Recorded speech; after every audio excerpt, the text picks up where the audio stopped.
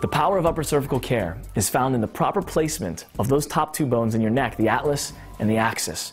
And when your nerve system can function and flow and communicate properly with your body's performing great, and it can heal itself.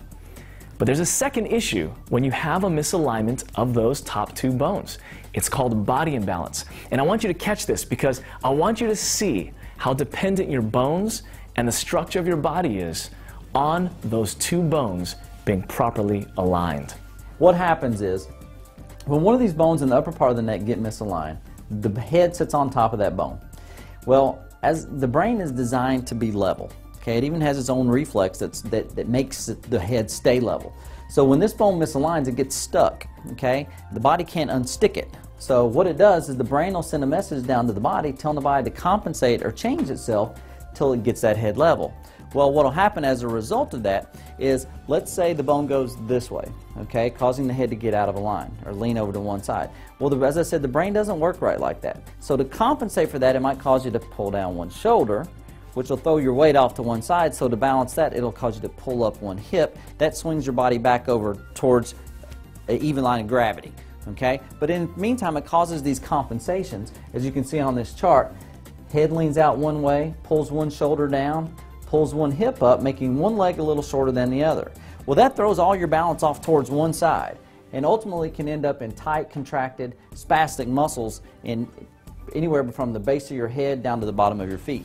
So over time, that ultimately starts to wear down and can cause some compensatory changes that end up causing you neck pain, back pain, leg pain, hip pain, foot pain, knee pain, etc.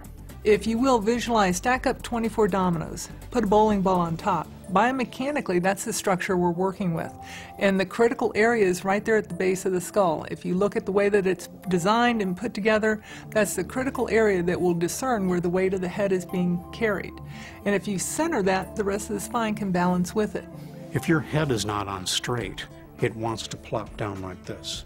And we need to keep the head level for equilibrium and balance reasons. So the muscles from the base of the skull to the bottom of the neck, upper thoracic area, have to tighten and shorten to hold the head upright.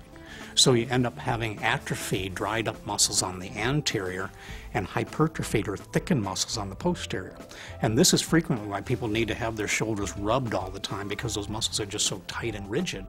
And the irony is, if you have this rigidity, you can go to Hawaii and relax as much as you want and the muscles are still as rigid as can be because they're mechanically having to hold that head up. Now, once the atlas is put back in position and the irritation is taken off of the nerves, the first thing that happens is the cervical thoracic muscles, the muscles down the shoulder blades, start to let go. And then the muscles in the anterior neck actually start to wake up and start to pull the curve forward.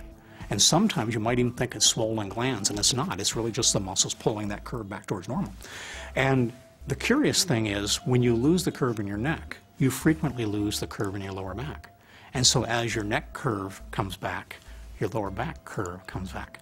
And that's why, even though I only adjust upper neck, the number one condition I see in my office is low back pain. And the number two condition I see is sciatica, the pain down the leg into the foot. And it responds extremely well by getting that upper neck put in place. He's, I want to say about 8 years old. He is in a wheelchair. But he came in to me about 6 weeks ago with his left leg easily 2.5 inches shorter than his right, and they were looking at some measurable surgical corrections to try and deal with that issue because of contractures. And within the first adjustment, we dropped him to within 1/2 inch. My staff was crying. I was crying. The mom was crying, because sometimes you don't know the power of the adjustment till you set that into play.